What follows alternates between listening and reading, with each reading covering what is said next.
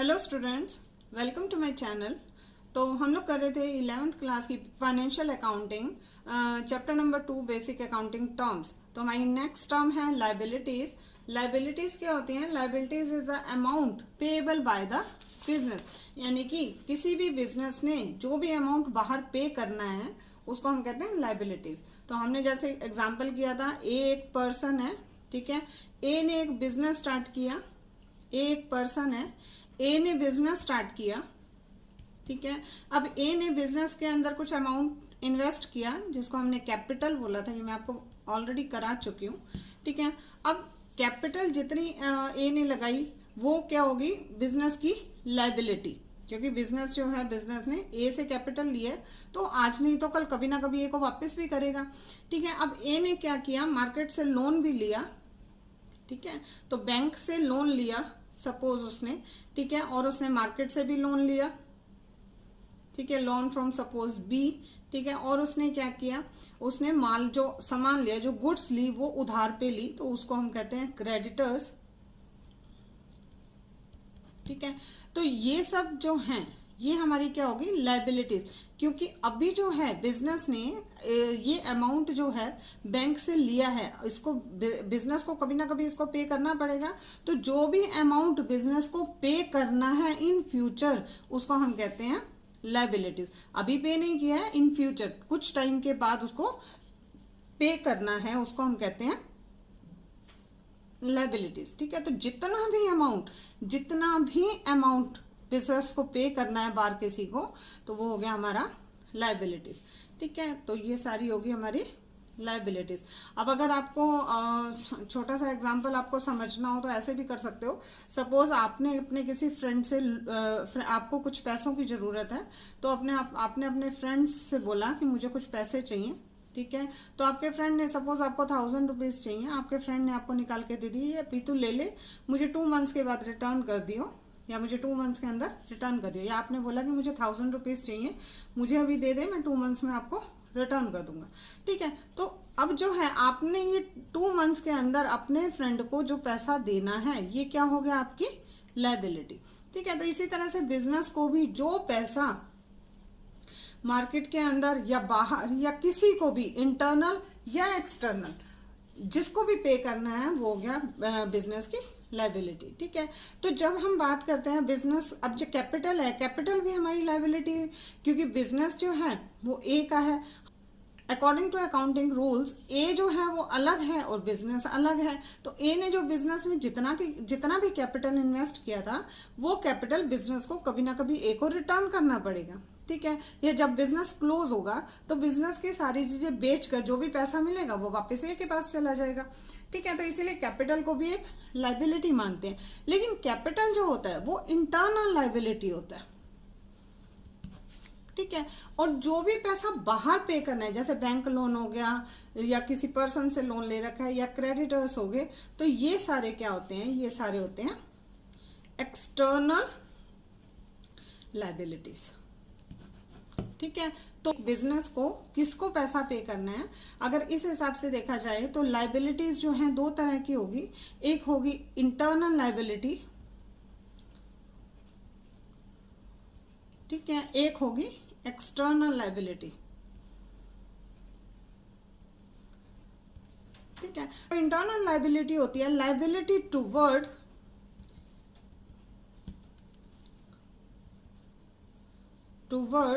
The owner of the business, ठीक है। तो किसी भी बिजनेस के ऑनर के प्रति बिजनेस की जो भी लाइबिलिटी है उसको हम बोलते हैं इंटरनल लाइबिलिटी।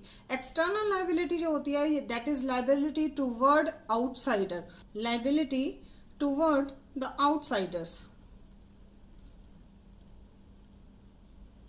ठीक है। तो जो बाहर के लोगों के लिए जो भी लाइबिलिटी बिजनेस की होगी, यानी कि जो भी पैसा बाहर किसी को भी देना है बिजनेस ने, वो हो गया आपकी एक्सटर्नल लाइबिलिटी, ठीक है। अब ठीक है, तो ये तो होगी इंटरनल और एक्सटर्नल लाइबिलिटीज।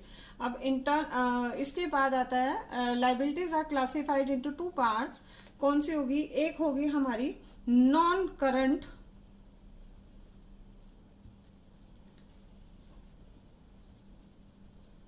लाइबिलिटीज, एक होगी हमारी करंट लाइबिलिटीज।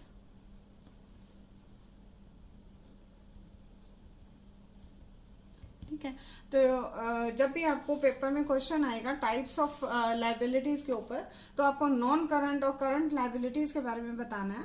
ठीक है, आप इंटरनल और एक्सटर्नल के बारे में भी बता सकते हो, बट बहुत शॉर्ट में। ठीक है, तो मेनली जो होता है लाइबिलिटी क्लासीफाई होती है non current liabilities and current liabilities. Non current और करंट लाइबिलिटीज जो क्लासिफिकेशन है, ये क्लासिफिकेशन किस चीज के बेस पे है? ये क्लासिफिकेशन टाइम के बेस के ऊपर है, क्योंकि नॉन करंट लाइबिलिटीज को हम लॉन्ग टर्म लाइबिलिटी भी बोलते हैं, लॉन्ग टर्म लाइबिलिटी। ठीक है, और करंट लाइबिलिटी को शॉर्ट टर्म लाइबिलिटीज बोला जाता है। ठीक है, तो लॉन्ग टर्म लाइबिलिटी कौन सी होगी? नॉन करंट लाइबिलिटीज कौन सी होगी? Non current liabilities are those liabilities which are payable after 12 months. ठीक है, तो जो तुमने लोन लिया है, जो बिजनेस ने लोन लिया है मार्केट से, उस लोन को जो रीपे करना है वो 1 साल के बाद रीपे करना है, after the from the end of the accounting period. यानी कि जिस अकाउंटिंग पीरियड के अंदर लोन लिया गया है, सपोज 2021-22 के अंदर लोन लिया है, तो 31 मार्च को अकाउंटिंग पीरियड क्लोज होगा। ठीक है, तो 31 मार्च से 12 मंथ्स के बाद जो तुम लाइबिलिटी को, जो बिजनेस 12 मंथ्स के बाद जिन लाइबिलिटीज को पे करेगा, तो वो होगी हमारी लॉन्ग टर्म लाइबिलिटीज। ठीक है, तो लॉन्ग टर्म लाइबिलिटीज जो होती हैं वो 2 साल, 3 साल, 5 साल, 7 साल, कितने भी सालों के लिए हो सकती हैं। ठीक है, तो लॉन्ग टर्म लाइबिलिटीज के अंदर हमारा क्या आता है?